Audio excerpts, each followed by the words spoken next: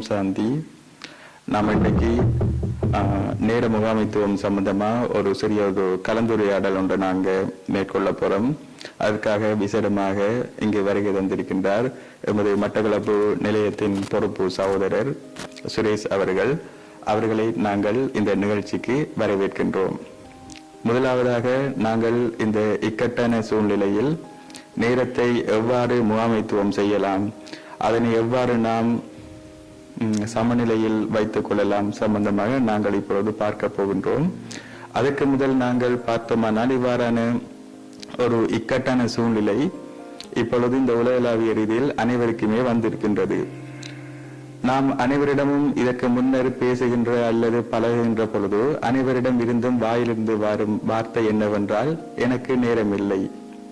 இந்த வார்த்தை நாம் ஏதாவது ஒரு விசேட நிகழ்வுக்கோ அல்லது ஏதாவது ஒரு கலந்துரையாடலோ அல்லது யாருடனும் பேசிக் கொண்டிருக்கின்ற பொழுதும் இந்த வார்த்தை அனைவரின் வாயிலிருந்தும் வெளிப்படும் ஒன்றாகவே காணப்பட்டது.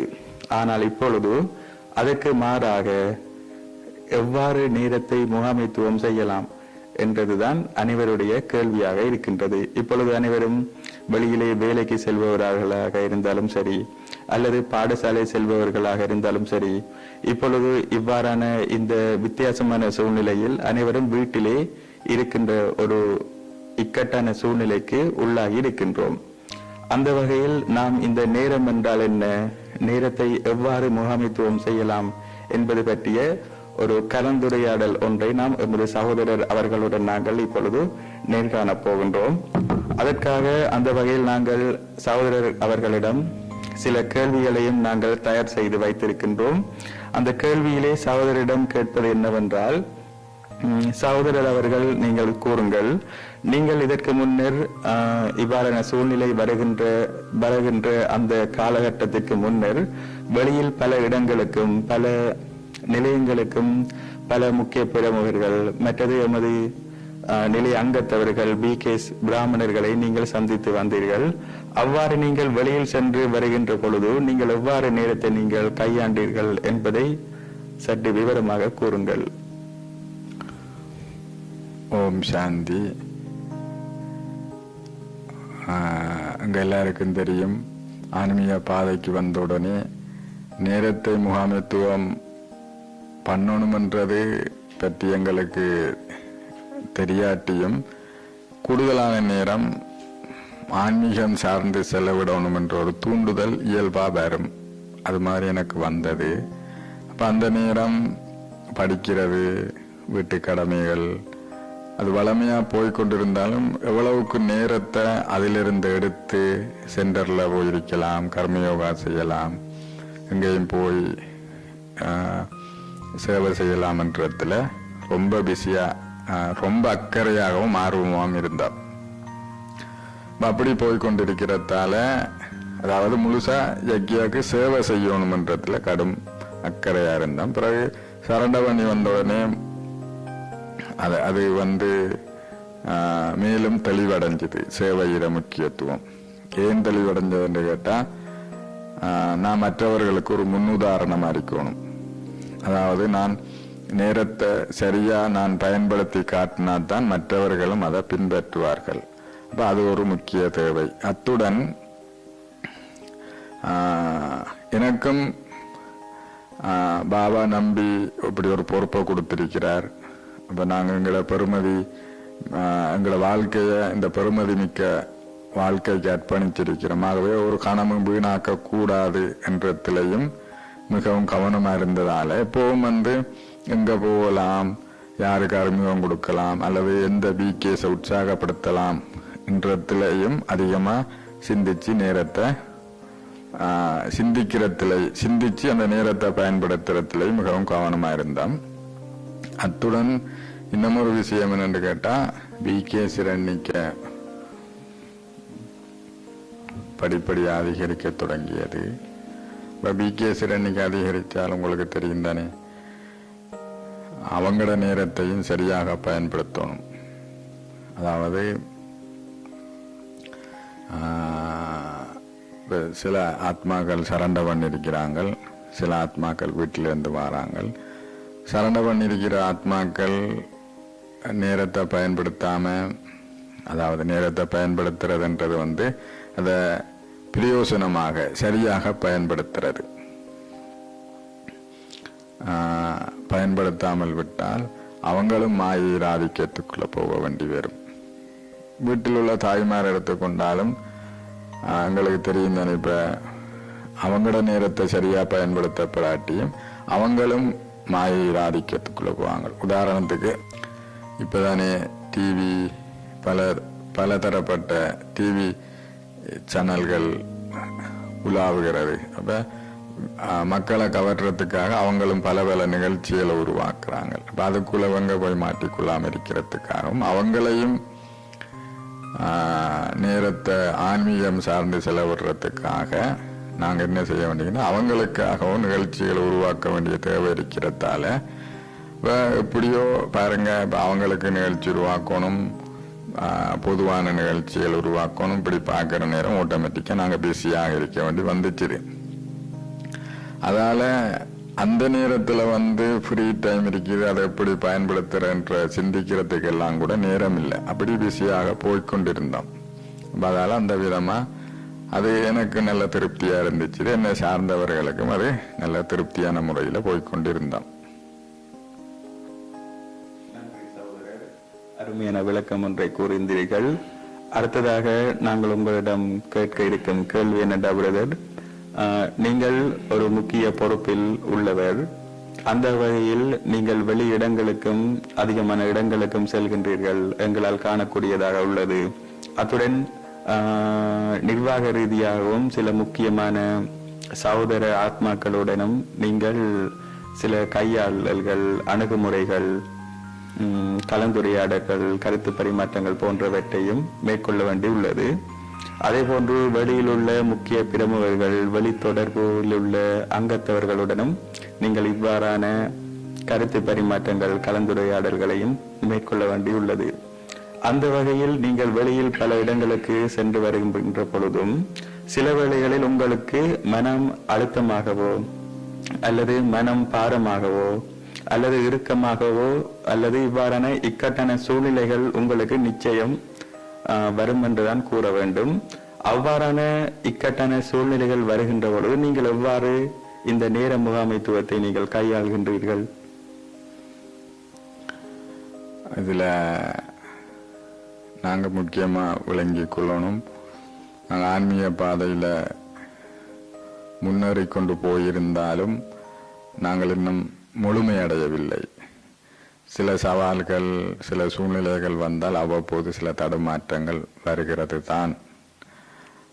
ஆனால் தடுமாற்றங்கள் வருகின்ற போது அந்த நேரத்தை தடுமாற்றத்துக்கு ஒரு ஆதிக்கத்துக்குள்ள போனோம் என்று சொன்னால் நாங்கள் அந்த நேரத்தை சரியாக கையாண்டோம் என்றதுக்குள்ள வரையறுக்க முடியாது.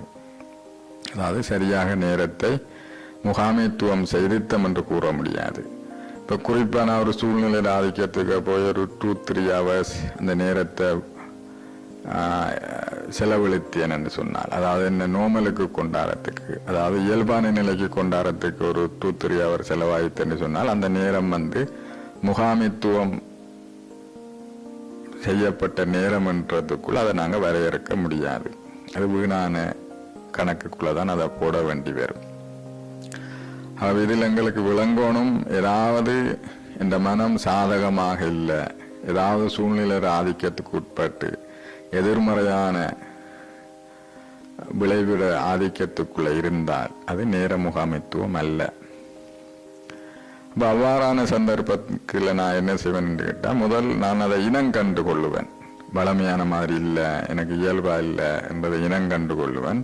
இனம் கண்டாலும் அதை பரவாயில்ல என்று விடுறதில்லை. எல்லாருக்கும் பாரகுதானே. நான் மிக கவனம் அளிப்பேன் என்ன சரிப்படுத்துறதுல. அப்ப யாரோட சம்பந்தப்பட்டாலோட முருகல் அல்லது முரண்பாடு வந்தால் அவரோட கதைச்சு இணக்கப்பாட்டுக்கு அல்லது என்னுடைய சொந்த பலவீனம் என்று சொன்னால் அதற்கு ஏதாவது மூத்தவர்களுடன் கதைச்சோ அல்லது வேண்டப்பட்டவர்களுடன் கதைச்சோ அல்லது பாபாவுடன் கதைச்சோ உரையாடி என்னை சரிப்படுத்திக் கொள்வோம்.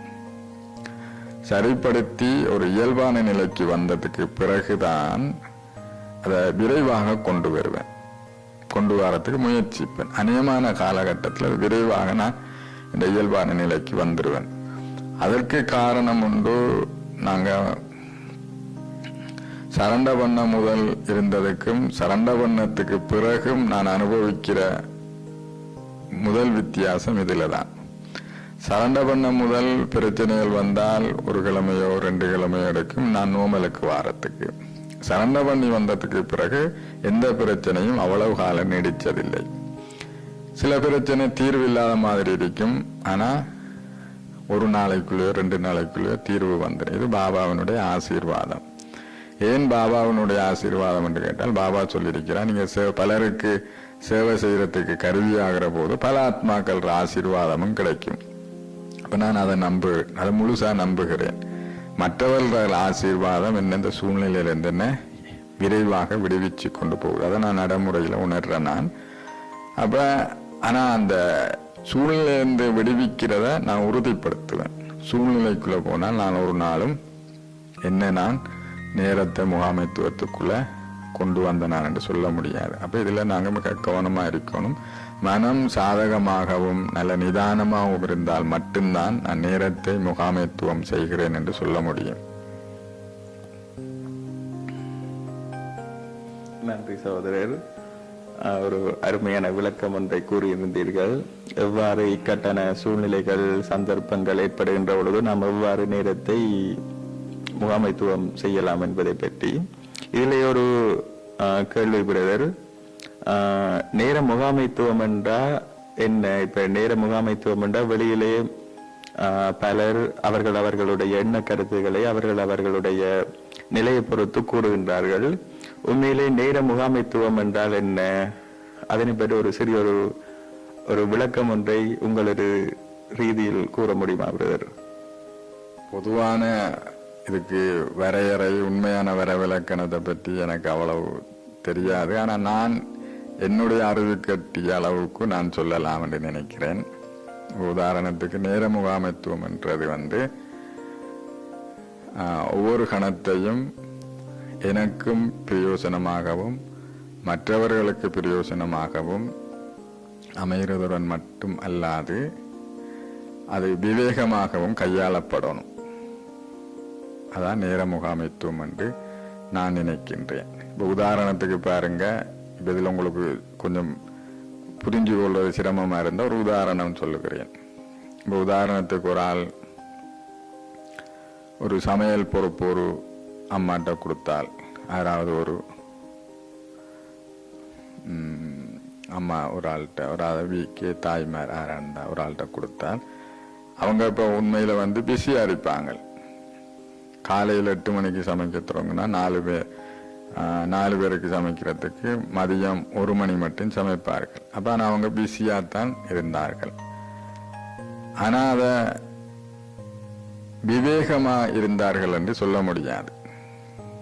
ஆனா இன்னும் ஒரு மாதாஜித்த சமையல் கொடுத்தால் 4 பேருக்கு அவங்க என்ன செய்வாங்கன்னு கேட்டா 8 இருந்து 9 9:30 1.5 மணி நேரத்துல சமைச்சு போட்டு மிச்ச நேரத்துக்குள்ள வேற இன்னும் பல வேலைகளை செய்வார்கள்.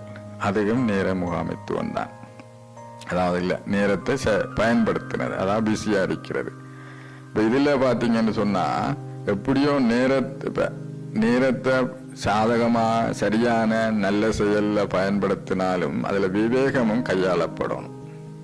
அதைத்தான் நாங்கள் உண்மையான நேர முகாமைத்துவம் என்று சொல்ல முடியும். இப்ப முகாமைத்துவம் என்று சொல்ற நேரம் சரியான செயல் அல்லது நல்ல செயலுக்கு பயன்படுத்துறத மட்டும் நேர முகாமைத்துவம் என்று சொல்ல முடியாது. அதைத்தான் நான் இதில் உங்களுக்கு தெளிவுபடுத்த வரேன். நல்ல செயலா இருந்தாலும் ஆனா அதுல விவேகம் கையாளணும். அதாவது குறுகிய நேரத்துல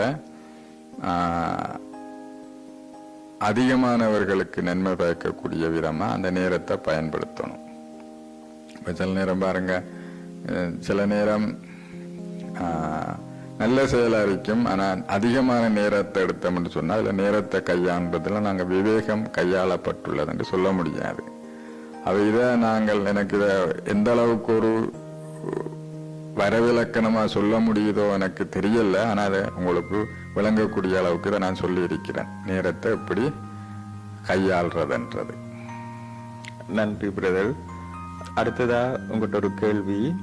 இப்ப நம்ம நேரத்தை முகாமைத்துவம் செய்யறது சம்பந்தமா நாம பௌதிக ரீதியாகவும் நேரத்தை முகாமைத்துவம் செய்யலாம், மற்றது ஆன்மீக ரீதியாகவும் நாங்க நேரத்தை முகாமைத்துவம் செய்யலாம். இது ரெண்டு விதமா நாங்க செய்யற நேரம் ஒரே செயற்பாடு தான இருக்குது, இல்லாட்டி ரெண்டு விதமா நாங்க செய்யற நேரமும் வித்தியாசம் ஏதாவது இருக்குதா? உங்களோட கருத்து. ஆன்மீகத்துக்கும் லௌகிகத்துக்கும் எப்பவும் வித்தியாசம் உண்டு. ஆனால் லௌகீகத்தை ஆன்மீகத்தை அடிப்படையாக கொண்டு முன்னெடுக்கிற நேரம் அது மிக வெற்றிகரமாகவும் அதிக பலன் கொடுப்பதாகவும் அமையும்.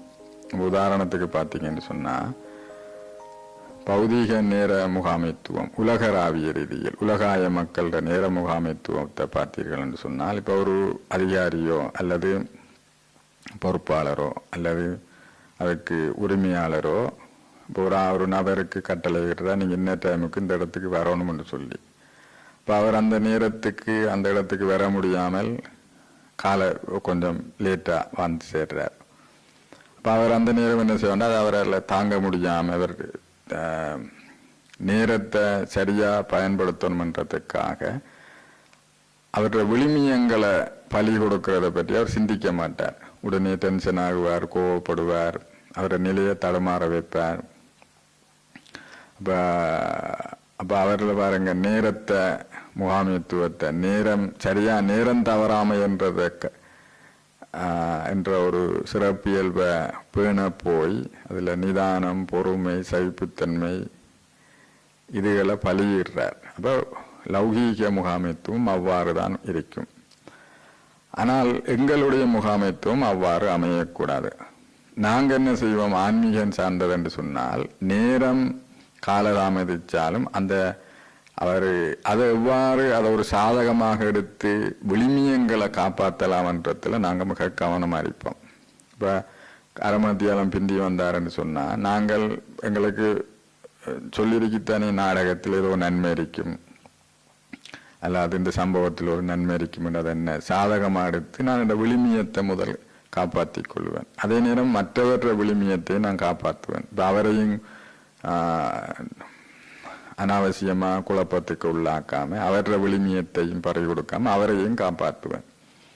இப்போ அதுக்கு என்ன செய்யலாம் என்று கேட்டால், அவரோட கூப்பிட்டு அவரை கதைப்போம். இப்போ காலதாமதத்துக்கு என்ன காரணம் சொல்லி, அப்போ அவர் காலதாமதத்துக்கான காரணம், இப்போ அதுக்கு ஒரு விளக்கம் சொல்லி அதுக்கேற்ற மாதிரி அட்ஜஸ்ட்மெண்ட் செய்து எதிர்வருங்காலத்தில் அந்த நேரத்தை தவறாமல் இருக்கிறத உறுதிப்படுத்துவோம். இப்போ எதற்காக நேரம் தவறுறது சரி என்று சொல்ல வரல, நேரம் தவறாமை என்ற சிறப்பியல்பு எங்களுக்கு அவசியம், அதை நாங்கள் கற்றுக்கொள்ளணும். ஆனால் அதை விழுமியங்களை பலியிட்டு நேரம் தவறாமையை நாங்கள் காப்பாற்ற வேண்டிய அவசியம் இல்லைன்றதை சொல்ல வரோம். நேரம் தவறாமை என்றதை விட என்றத்துடன் விழுமியங்களும் அவசியம். இப்போ இதில் இன்னும் ஒரு விஷயம் நாங்கள் கருத்தில் கொள்ளணும் என்று கேட்டால், இப்போ குறிப்பாக நான் காலதாமதமாகினேன் என்று சொன்னால், அப்போ நானும் நம்பிக்கை இழக்கக்கூடாது. நான் பெறுமதி இல்லாதால், என்னால் அக்குரேசியை கடைபிடிக்க முடியலை, நான் எப்பவும் இப்படித்தான், நானும் சோர்ந்து போகக்கூடாது. அப்போ அதுவும் நேர முகாமைத்துக்குள்ள வராது. அப்போ நான் என்ன செய்வேன்னுட்டா அதையும் ஆன்மீகமாக கையாளணும். நான் இன்றைக்கு காலதாமதமாயிட்டு நாளைக்கு நான் எப்படியோ சரிப்படுத்துவேன், அல்லது அதற்கான சூழ்நிலையை உருவாக்கக்கூடிய விதமாக சம்பந்தப்பட்டவர்களுடன் கதைச்சி அதற்கு ஒரு முடிவை கொண்டு வருவேன். அவை நேரம் தவறாமை என்றதை படிப்படியாக விருத்தி செய்து அந்த நிலைக்கு நான் வரணும். அவசரப்பட்டு விழுமியங்களை பறி கொடுக்கக்கூடாது. இப்போ நான் உங்களுக்கு சொன்ன உதாரணத்திலிருந்து விளங்கி இருப்பேன். அதாவது நேர முகாமைத்துவம் என்பது விழுமியங்கள் கருத்தில் கொள்ளப்பட வேண்டியது மிக முக்கிய விஷயமாக அமையும். அடுத்த கேள்வி பிரதர். இப்ப இவ்வாறான சூழ்நிலைகள் எல்லாம் வர்றதுக்கு முதல் உங்களை எப்பயும் நாங்க அவதானிக்கிறது என்னண்டா, எப்பயும் நீங்க காலையில முரளி முடிஞ்சோடனே சில வேளை நீங்க வெளி மாவட்டங்களுக்கெல்லாம் சேவை சம்பந்தமா போய் வருவீங்க. அதோட பின்னேரத்திலையும் சரி, அதிகமான நிலையங்களுக்கு பிகேஸை சந்திக்கிறதுக்கும், மற்றது விசேட யோகா பற்றி, மற்றது கிளாஸ் கொடுக்கறதுகளுக்கெல்லாம் போய் வருவீங்க. சில வேளை நீங்கள் அதிகாலையில் 2-5, 3-5 அப்படியான யோகா பத்திகளுக்கு நீங்கள் நிறைய நிலையங்களுக்கெல்லாம் போய் வாரதை நாங்கள் அவதானிக்கக்கூடிய மாதிரி இருக்கிறது பிரதர். இப்போ இவ்வாறான ஒரு சூழ்நிலை, நாட்டு சூழ்நிலை வந்ததுக்கு பிறகு நீங்கள் எவ்வாறு உங்களை அந்த இப்படியான நேரத்தை வந்து நீங்கள் முகாமைத்துவம் செய்கிறீங்க, ஆனால் நீங்கள் இவ்வாறான வெளியிடங்களுக்கு போய் வரலன்றதுக்காக எமது நிலையத்திட சேவை நடைமுறைகள், ஆக்டிவிட்டி, செயற்பாடுகள் எல்லாம் அப்படியே ஸ்டாப் பண்ணப்பட்டு தண்டும் இல்லை. ஆனால் ஏதோ ஒன்று நடந்து கொண்டு இருக்குது. நீங்கள் இங்கே இருந்தவாறு எவ்வாறு நீங்கள் இவ்வாறான விடயங்களை நீங்கள் கையாண்டு கொண்டிருக்கின்றீங்கன்றதை பற்றி கூறுங்கள். இதில் வந்து நீங்கள் சொன்னது சரிதான். என்றால் இந்த உலக சூழ்நிலை, நெருக்கடியான சூழ்நிலை வர முதல் நாங்கள் எங்களை நேர அட்டவணைக்கும் வந்ததுக்கு பிறகு உள்ள நேர அட்டவணைக்கும் இரவுக்கும் பகலுக்குமான வித்தியாசம் எனக்கு மட்டுமில்லை, எல்லோருக்கும் தான். இந்த மாதிரி ஒரு சென்டருக்குள்ள வெளியில் போகாமல் எங்கேயும் போகாமல் இவ்வளவு நாள் நான் இருந்ததும் இல்லை. அப்படியான சூழ்நிலையை என்னுடைய வாழ்க்கையில் நான் எதிர்கொள்ளலை. உலகத்தில் உள்ள அநேகமானவர்களுக்கு இது ஒரு புது அனுபவம் தான். இந்த மாதிரி யாரும் எதிர்கொண்டிருக்க மாட்டாங்க. நாங்கள் ஊரடங்கு சட்டம் 1 நாள், 2 நாள், 3 நாள், குறைஞ்சது ஒரு கிழமை, அவ்வாறு தான் நாங்கள் பழக்கப்பட்டிருக்கிறோம்.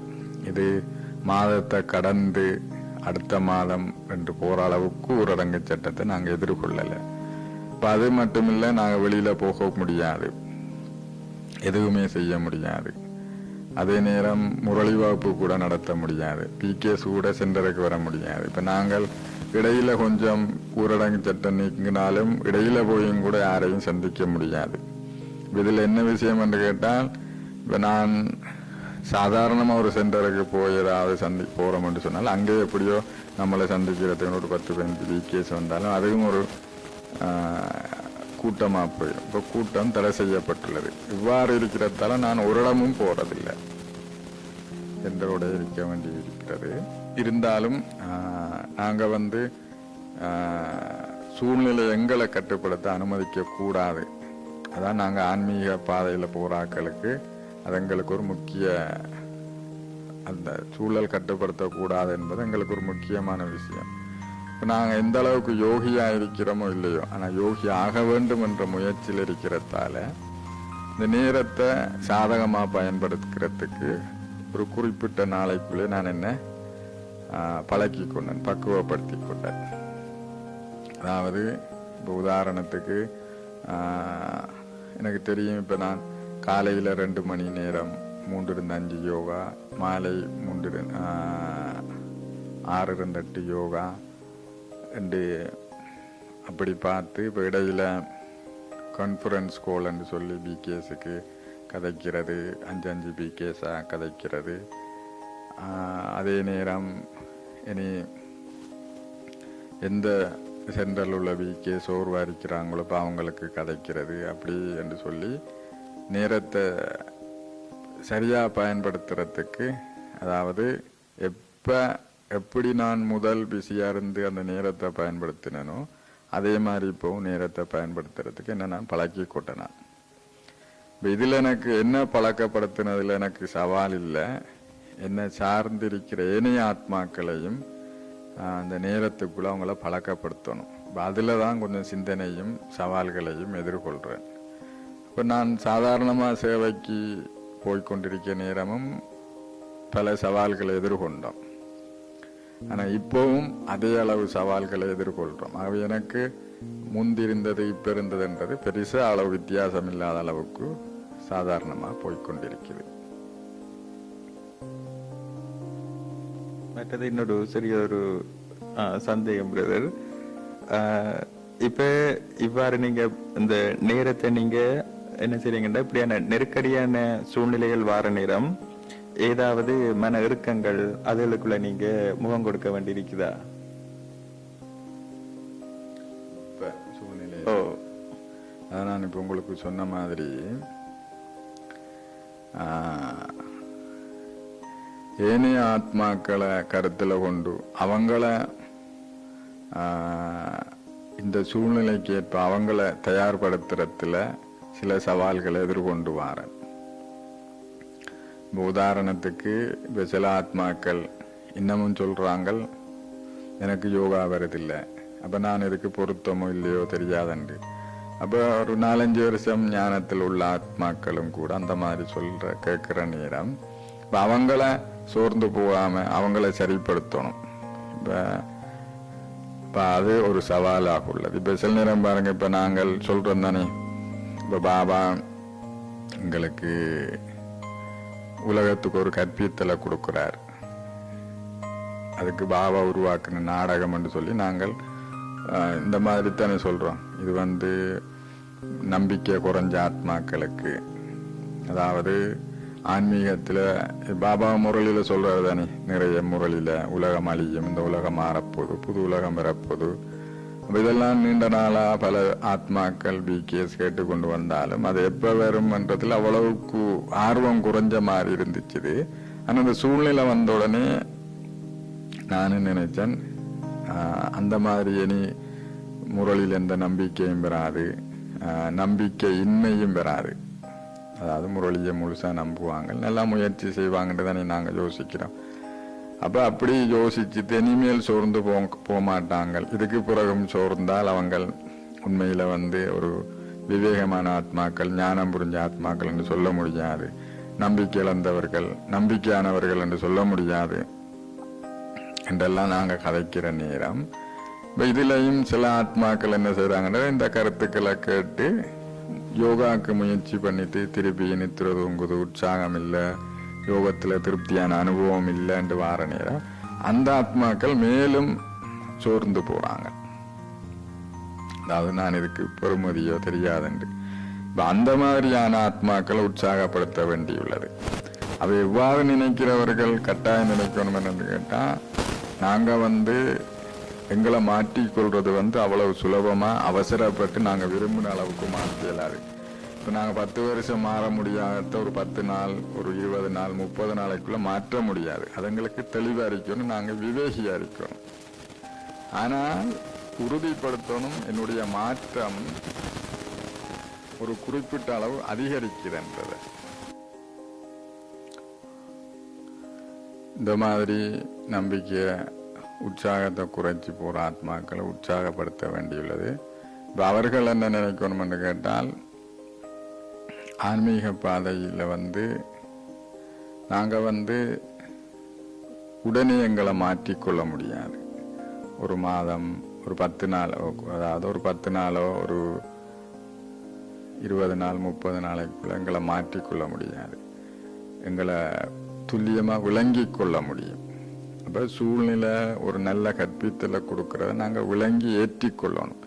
ஏற்றுக்கொண்டு எந்தெந்த பகுதியில் நம்பிக்கை இல்லாமல் அல்லது நம்பிக்கை கொஞ்சம் குறைவாக இருந்துச்சோ, அல்லது நம்பிக்கை இருந்தாலும் எதில் நாங்கள் கொஞ்சம் கவனீனமாக இருந்தோமோ அதை நான் தெளிவாகி நீ அந்த கவனீனத்துக்குள்ளே போகக்கூடாது. ஆனால் அந்த மாற்றத்தை அவசரப்பட்டும் எதிர்பார்க்கக்கூடாது. கொஞ்சம் டைம் எடுக்கும். நாங்கள் 10 வருஷம் மாறாகத்தை இப்படி நாங்கள் ஒரு மாதத்துல மாற்றுறது. இதில் நாங்கள் மிக தெளிவாக இருக்கணும் என்னென்று கேட்டால், மாற்றத்தின் வீதாசாரம் அதிகரிக்கிறத உறுதிப்படுத்தணும். சில நேரம் வீதாசாரம் மிக குறைவாக இருந்தாலும் பரவாயில்ல, ஆனால் அதிகரிக்கிறத உறுதிப்படுத்தணும்.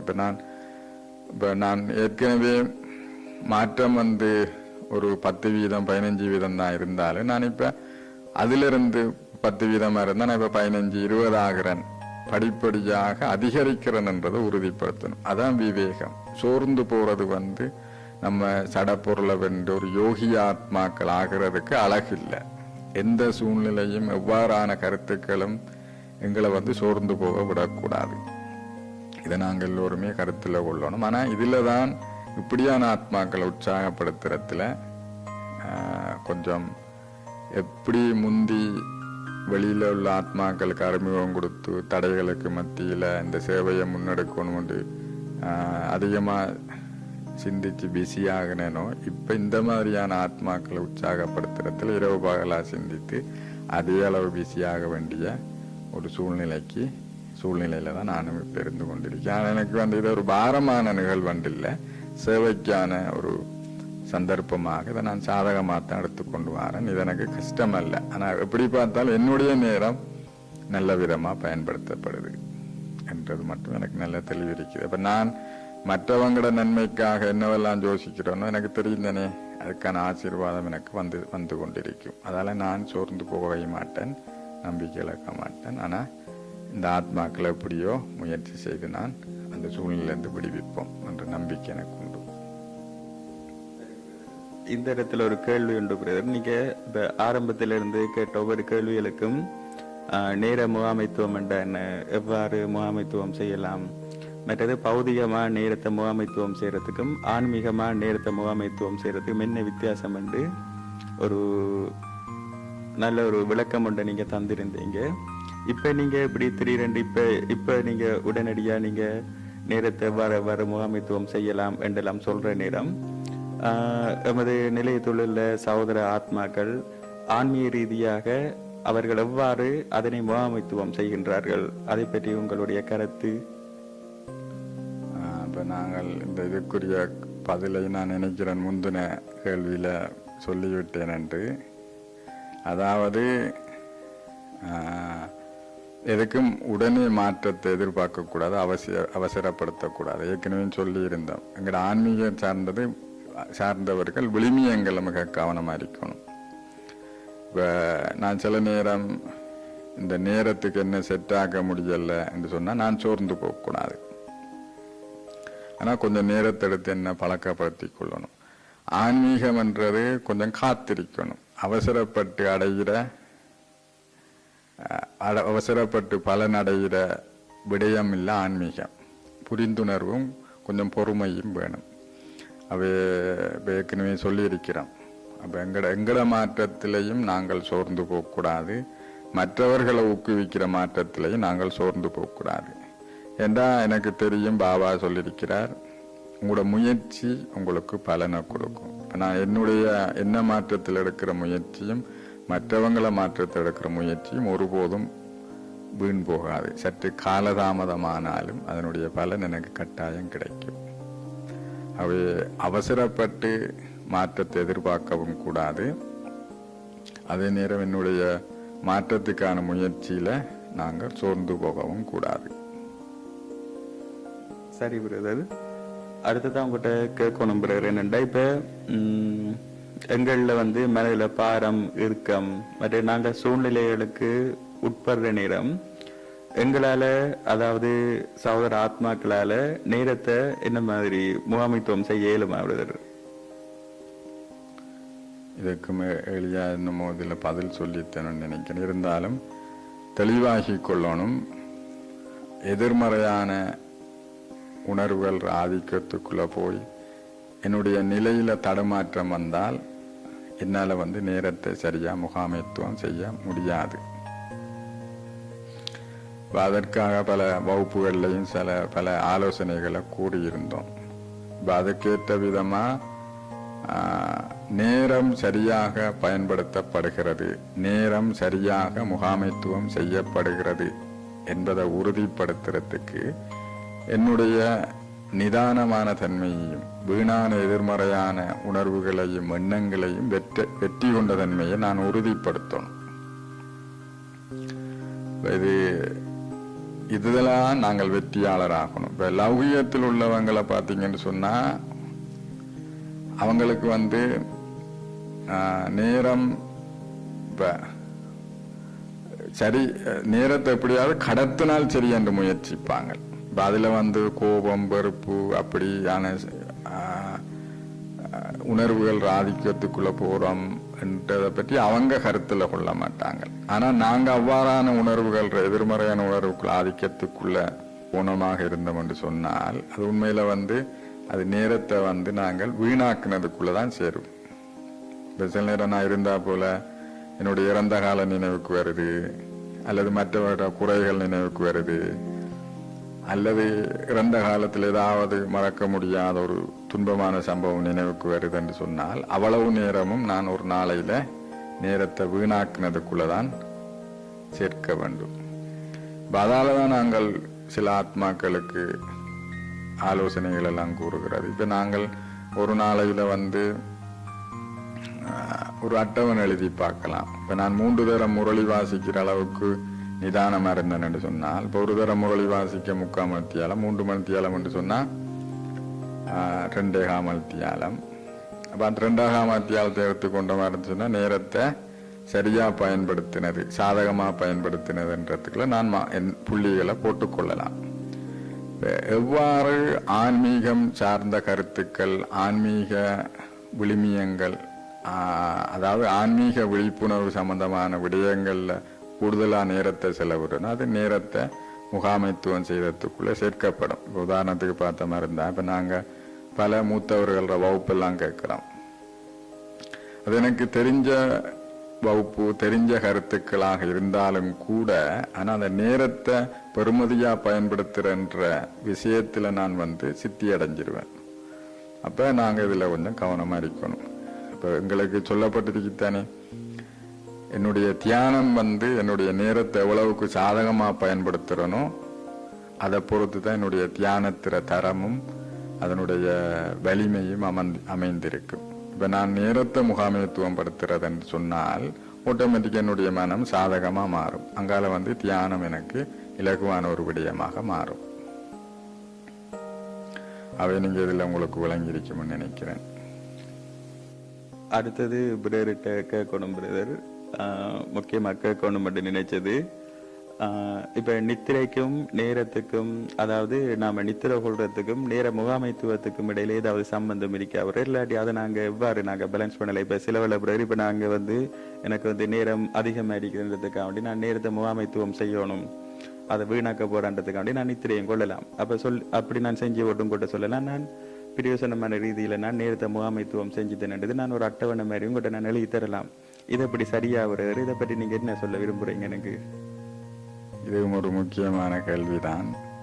இப்ப பாத்தீங்கன்னு சொன்னா, வீணான எதிர்மறையான எண்ணங்கள்ல இருந்து விடுபடணும்ன்றதுக்காக ஒரு நாளைக்கு 12 மணித்தியாலம் 16 மணித்தியாலம் நித்திரை கொண்டோம் என்று சொன்னா, நான் வீணா சிந்திக்கல, வீணா கதைக்கல, வீணானதை பார்க்கல என்று சொல்லலாம். ஆனா அது நேர முகாமைத்துவத்துக்குள்ள வரையறுக்க முடியாது. குறிப்பாக நான் நினைக்கிறேன், ஒரு நிதானமான உள்ள ஆத்மாவுக்கு, ஓரளவு மனக்குழப்பம் அதுகள் ஓரளவு அமைதியை கடைபிடிக்கிற ஆத்மாவுக்கு 6 மணித்தியால நித்திரை போதுமானது. அப்படி தவறி போனால் 8 மணித்தியாலம். 8 மணித்தியாலத்துக்கு மேல நித்திரை கொள்ற ஒருவர் ஒரு நாளுமே அவருடைய மனதை சாதகமா வச்சு கொள்ள முடியாது. நித்திரை அதிகமாயிடுச்சுன்னு சொன்னா அவருடைய மனோபாவம் ஒருபோதும் சாதகமா இருக்காது. அவர் எப்பவும் வீணான எதிர்மறையான ஆதிக்கத்துக்கு உட்படுவார். அது தவிர்க்க முடியாது. நேரத்தை முகாமைத்துவம் செய்கிறோம் என்று சொல்லிட்டு ஒருத்தர் 12 மணித்தியாலம் 16 மணித்தியாலம் உறங்குகிறார் என்று சொன்னால் அது நேர முகாமைத்துவம் அல்ல. அது நேரத்தை வீண் விரயம் செய்ததுக்குள்ளதான் சேர்க்கப்படும். அவையிலே நாங்கள் கருத்தில் கொள்ளணும். அத்துடன் நான் நேரத்தை சரியாக பயன்படுத்தணும் என்று சொல்லி குறைஞ்சது 6 மணித்தியாலத்தை விட குறைஞ்சளவு நித்திரை கொள்றதும் நல்லமில்லை. எங்களுக்கு தெரியணும், நித்திரைன்றது அவசியமானது, ஆனால் அது அளவை தாண்டக்கூடாது. 6 மணித்தியால நித்திரை மிக அவசியம். நித்திரையை குறைச்சால் என்னுடைய புலனுறுப்புகளும் நானும் கட்டுப்பாடு இழந்துருவேன். அது நித்திரையை குறைக்கவும் கூடாது, அதே நேரம் நித்திரையை அளவுக்கு அதிகமாக அதிகரிக்கவும் கூடாது. அதுக்கு நேர முகாமைத்துவத்தில் மிக முக்கிய பங்கு வகிக்கிறது. இப்ப அதுலயும் என்னுடைய நித்திரை மிகவும் ஆழமான உறக்கமா இருக்கணும். அதாவது நித்திரைக்கு பல ஆத்மாக்கள் நித்திரைக்கு நிறைய நேரத்தை செலவிடுவாங்க, ஆனா உண்மையான நித்திரை மிக குறைவா இருக்கும். ஆனா நான் உண்மையா சரியான முறையில 6 மணித்தியால நித்திரை கொள்ள வேண்டும். இப்ப சில நேரம் பாத்தீங்கன்னா இதுல இன்னும் ஒரு விஷயம் கருத்திலையும் கொள்ளணும் என்னன்னு கேட்டா, நான் நித்திரை இப்ப ஏழியா நித்திரைக்கு போறத பழக்கப்படுத்திக் கொள்ளணும். 9க்கும் 10க்கும் இடையில நித்திரைக்கு போய் 2க்கும் 3 மணிக்கும் இடையில விழித்தெழுறது என்ற பழக்கத்தை நான் பழக்கப்படுத்தி கொள்ளணும். அப்ப பகல்ல ஓய்வெடுக்கிறோமா இல்லையான்றதை விட இதை நாங்க உறுதிப்படுத்தி கொள்ளணும். அப்ப இந்த நேரத்தை உறுதிப்படுத்த, அதாவது இவ்வளவு நேரம், அதாவது 10 மணிக்கு முதலும் நித்திர கொண்டு 3 மணிக்கு முதல் எழும்புறத்தை நான் பழக்கப்படுத்தி கொண்டேன்னு சொன்னால் நேர முகாமைத்துவம் எனக்கு மிகவும் இலகுவா இருக்கும் என்று நாங்கள் நினைக்கிறோம். சரி விட்டது. இப்பதான் ஒரு தெளிவான விளக்கம் ஒன்று கிடைச்சிருக்குது. அடுத்தது பிரதர்கிட்ட கேட்கணும். நாங்க இதுவரைக்கும் பிரதர் இப்ப இப்படியான இந்த நாட்டு சூழ்நிலைகள், அசாதாரண சூழ்நிலைகள் எல்லாம் தொடங்கின காலத்திலிருந்து இன்றைக்கு வரைக்கும் நாங்க ஒரு விதமா நாங்க நேரத்தை முகாமைத்துவம் செஞ்சு வந்தோம். இன்றைக்கு உங்களோட இந்த கலந்துரையாடல்களை நாங்க மேற்கொண்டது பிறகு நீங்க புதுமையான நிறைய விடயங்கள் எல்லாம் எங்களோட பகிர்ந்து கொண்டீங்க பிரதர். இதுல இன்னொன்று பிறகு நாங்க இண்டையில இருந்து இப்ப இதுக்கு பிறகு இதுவரைக்கும் நாங்க செஞ்சுட்டோம். இதுக்கு பிறகு நாங்க எப்படி நாங்க நேரத்தை பிரயோசனம் மாதிரி பயன்படுத்தி கொள்ளலாம், பாவாட ஆக்டிவிட்டி சேவைகள் சம்பந்தமா நாங்க எப்படி நாங்க நேரத்தை நாங்க கையாண்டு கொள்ளலாம். இதுல பாபா சிறுமத்தின் அடிப்படையில போறது எங்களுக்கு மிகவும் பிரயோசனமா இருக்கும். இப்ப பாபாவோட சிறுமத் இன்றைக்கும் கூட முரளியில பாபா சொன்னார், நீங்க உங்களுக்கான ஒரு அட்டவணையை எழுதி கொள்ளணும், ஒரு நாள் பூரா நீங்க என்ன செய்தீர்கள் என்று சொல்லி. இன்றைய முரளிலையும் பாபா சொன்னார், உங்களுக்கான ஒரு அட்டவணையை நீங்க தயாரிச்சு கொள்ளணும் என்று சொல்லி. ஒரு நாள் பூரா நான் என்ன செய்தேன் என்று சொல்லி. இது பாபா காலங்காலமா சொல்லி கொண்டு வர நேரத்தை முகாமைத்துவம் செய்ய விரும்புகிறவர்கள் இந்த அட்டவணையை மிகவும் முக்கியத்துவம் கொடுத்து இந்த அட்டவணையை நாங்கள் பேணிக்கொள்ளணும். இப்போ காலையில் எத்தனை மணிக்கு எழும்பினேன், எவ்வளவு நேரம் யோகா பண்ணேன், முரளி எத்தனை தரம் கேட்டேன் அல்லது என்று சொல்லி, அதாவது இப்படி நோட் பண்ணி கொண்டு போகிற நேரம் ஒரு நாளையில் ஆன்மீகம் சார்ந்து எவ்வளவு நேரத்தை செலவிட்டேன் என்றதை என்னால் கணக்கிட்டு கொள்ள முடியும். அப்படி பார்க்குற நேரம் நான் ஒரு 8 மணித்தியாலத்துக்கு மேலே ஆன்மீகம் சார்ந்து நேரத்தை செலவிட்டேன் என்று சொன்னால் நான் நேர முகாமைத்துவத்தில் ஒரு குறிப்பிட்ட அளவு புள்ளிகளை எனக்கு போட்டுக்கொள்ளலாம். அதிலையும் எதிர்மறையான உணர்வுகளையும் விடயங்களையும் வெற்றி கொண்டேன் என்று சொன்னால் இன்னமும் அதிகமான புள்ளிகளை நான் போட்டுக்கொள்ளலாம். அதே நேரம் எங்களுக்கு தெரியணும் என்னென்று கேட்டால், அட்டவணை முக்கியமா இருக்கிற அதே நேரம் என்னுடைய நான் மற்றவர்களுக்கு இப்ப இன்றைக்கு பாபா சொன்னார் தானே, இப்ப நாங்க சூழ்நிலையால நாங்க முடங்குறாக்கள் இல்லை. இப்போ ஒரு சேவையும் செய்யலாது, நான் ஒன்றும் செய்யலாது, நான் எல்லாம் தடைப்பட்டு நான் முடங்கித்தேன் என்று ஞானி ஆத்மாக்களோ பாபாட குழந்தைகள் அப்படி சொல்ல முடியாது. சூழ்நிலைகளை அதுக்கேற்ற விதமா சாதகமா பயன்படுத்தி வெல்றவங்கள் தான் ஞானி ஆத்மாக்கள், யோகி ஆத்மாக்கள்.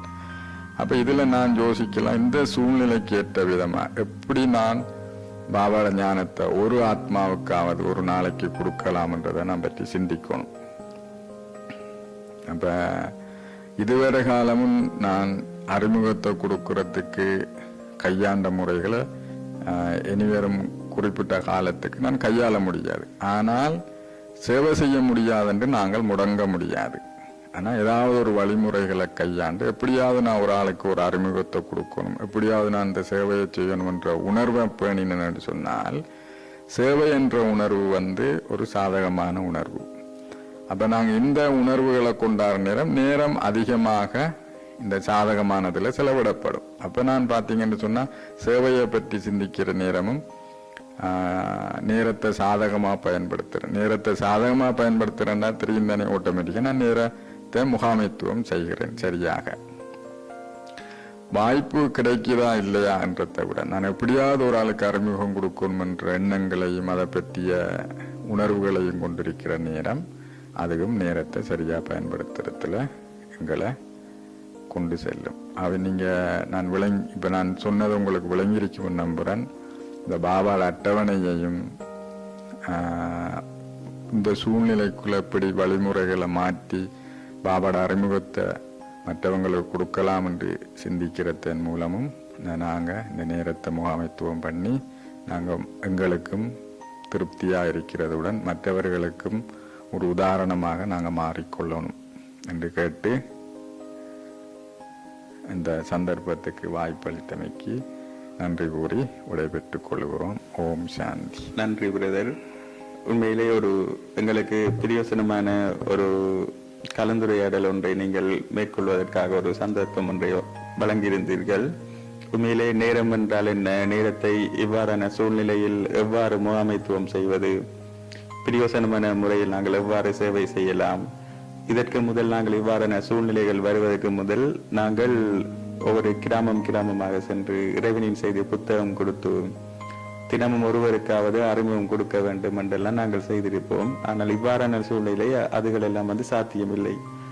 இவ்வாறு நாங்கள் பல சிந்தித்துக் கொண்டிருக்கின்ற பொழுது சில கேள்விகள் மூலம் நாங்கள் உங்களிடம் கேட்டதற்கு நீங்கள் ஒரு சிறந்த ஒரு விளக்கத்தை நீங்கள் வழங்கியிருந்தீர்கள். நாங்கள் இப்பொழுது நிகழ்ச்சியை நிறைவுக்கு கொண்டு வரும் நேரம் வந்துவிட்டது. நாங்கள் அடுத்த ஒரு நிகழ்ச்சியில் இதே போன்று நாங்கள் சந்திக்கும் வரை நீங்களும் உங்களிடம் உள்ள ஏதாவது கேள்விகள் இருந்தால் கீழே உள்ள டிஸ்கிரிப்ஷனில் சில லிங்க் நாங்கள் அனுப்பி இருக்கின்றோம். மின்னஞ்சல், குறுஞ்செய்திகள் போன்றவற்றிலும் நீங்கள் அனுப்பி வைத்தால் நாங்கள் அடுத்த நிகழ்ச்சி வரும் பொழுது உங்களுடைய கேள்விகளையும் நாங்கள் இதனில் இணைத்துக் கொள்ளக்கூடியதாக உள்ளது. மேலதிகமாக ஏதாவது விவரங்கள், கேள்விகள் இருந்தால் நீங்கள் இந்த யூடியூபுக்கு கீழே உள்ள கமெண்ட்ஸிலே நீங்கள் அதனை பதிவிடலாம். நன்றி பிரதர். ஓம் சாந்தி.